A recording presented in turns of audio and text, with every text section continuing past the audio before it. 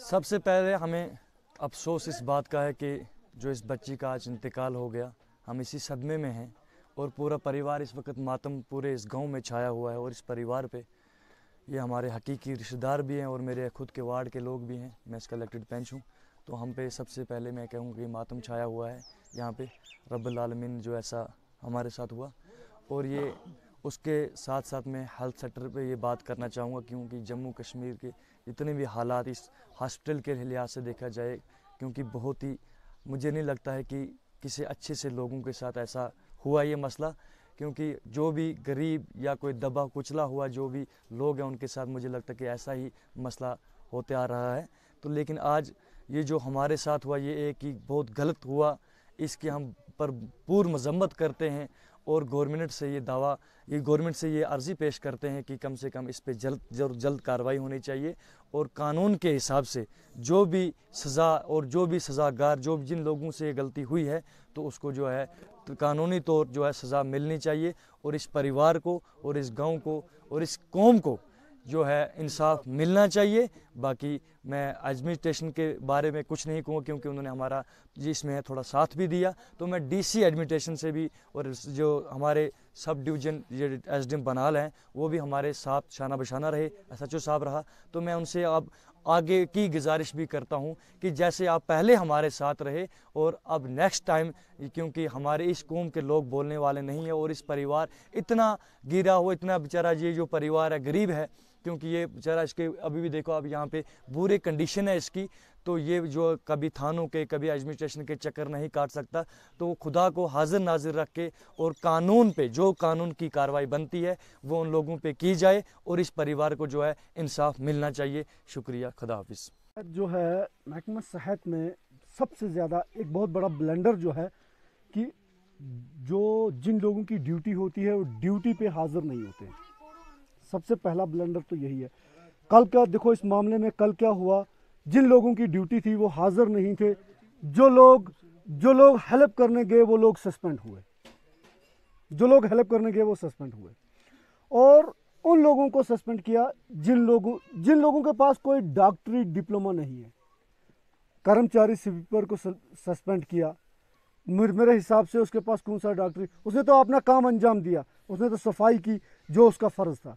और डॉक्टर साहब को किसी ने पूछा भी नहीं, जिसने डेड करार देना था, जिसने ये देखना था कि क्या ये बच्ची जिंदी है, क्या ये मर गई है, कि ये पैदा कैसे हुई, इसको हॉस्पिटल लाया क्यों गया, कारण क्या है, उसको किसी ने देखा नहीं।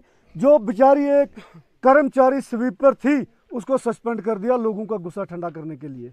मेरे समझ से नहीं आता है ये सिस्टम क्या है। बाकी एडमिनिस्ट्रेशन का मैं शुक्रगुजार हूँ, एडमिनिस्ट्रेशन ने भी बड़ी कोशिश की, बड़ी कोशिश कर रही है कि इस मामले की जांच तक पहुंचने के लिए। मैं गुजारिश करूंगा, जितना मैं शुक्रिया अदा करता हूं, डिप्टी कमिश्नर रामबन का शुक्रिया अदा करता हूं, एसडीएम साहब का शुक्रिया अदा करता हूं, वो कोशिश कर रहे हैं, लेकिन ये भी उस शुक्रिया के साथ साथ अर्ज करना चाहता हूं, इस बच्चे को इंसाफ मिलना चाहिए। अगर इसे इंसाफ नहीं मिला, फर्ज करो कि ये किसी बड़े अफसर की बच्ची होती, उसको अपने बच्चे को समझ के इस गरीब की बच्ची को लेना बहुत ज़रूरी है एडमिनिस्ट्रेशन के लिए। खुदा हाफिज।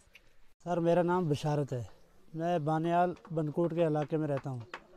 सर मेरे साथ बहुत नाइंसाफ़ी हुई, डॉक्टरों ने मेरे साथ बहुत नाइंसाफ़ी की।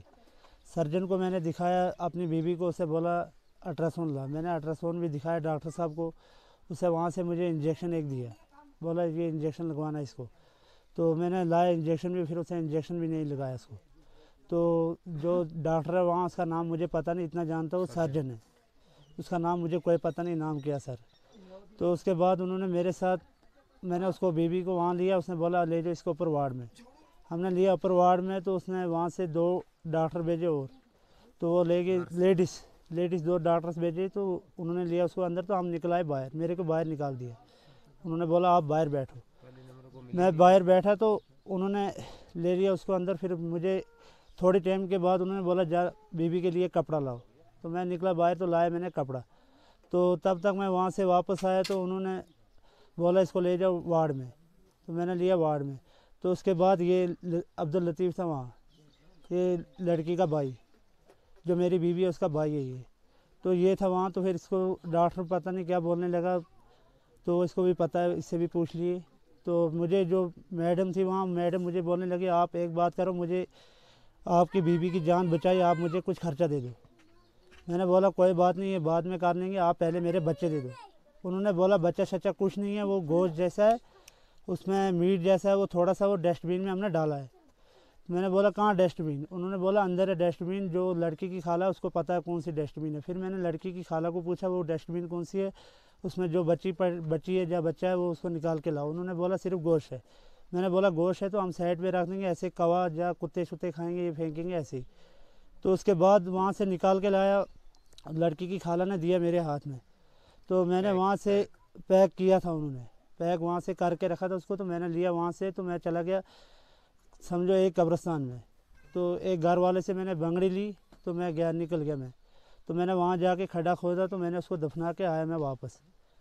तो उसके बाद मैं हॉस्पिटल पहुँचा, मुझे कोई आधे घंटे के बाद कॉल आ गई।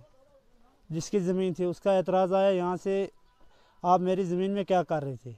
मैंने बोला मैं ऐसे ऐसे आया था, मेरे साथ ये वाक़ा हो गया तो मैं इसलिए आया था।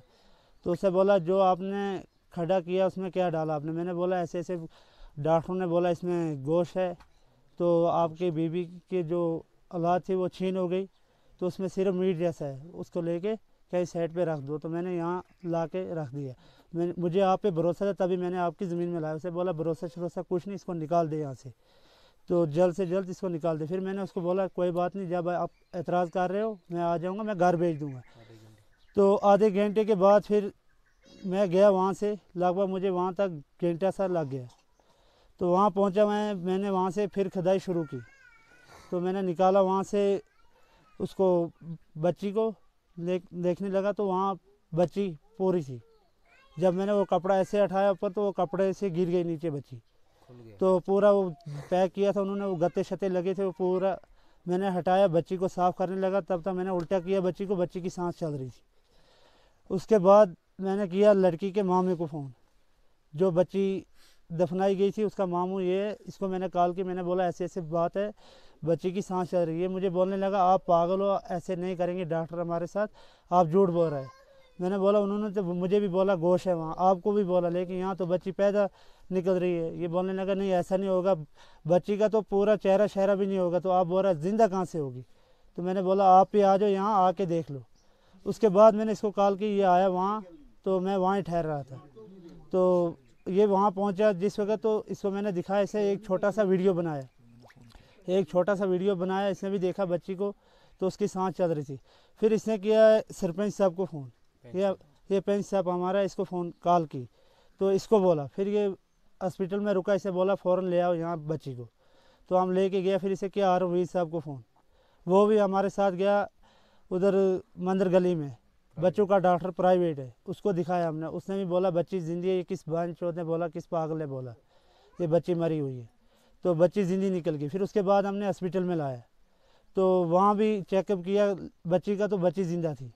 तो फिर उसके बाद मैं उधर रोला पड़ गया, तो मैं गया, जो कागज़ से मेरी बीवी की जो फाइल थी मैं गया उनको उठाने, तब तक वो उन्होंने उठा लिए, डॉक्टर जितने भी थे वो उन्होंने पहले ही गैप कर दिए, जितने भी कागजात थे उसके वो सब उठा लिए। सिर्फ उधर क्या बच्चा था, सिर्फ अल्ट्रासाउंड एक बच्चा था। तो उसके बाद रोला हो गया। फिर उसके बाद मुझे रेफ़र कर दिया श्रीनगर के लिए। अब श्रीनगर मैंने 2-3 दिन काटे, तो वहाँ डॉक्टरों ने अच्छी तरह से इलाज किया था, लेकिन नहीं थी मुकद्दर में बच्ची की जान, तो ये वहाँ गुजर गई। तो फिर उन्होंने आज सुबह जब बच्ची, आज मैं 5 बजे गया तो उन्होंने बोला बच्ची ठीक है, तो मैंने भी देखी बच्ची ठीक थी। कोई फिर मैं 6 बजे भी गया तो बच्ची ठीक थी। 6 बजे के बाद उन्होंने कॉल किया बच्ची की डेथ हो गई, डॉक्टरों ने, उन्होंने बोला बच्ची की डेथ हो गई, आप यहाँ आ जाइए फ़ौरन। फिर मैं गया वहाँ फ़ौरन।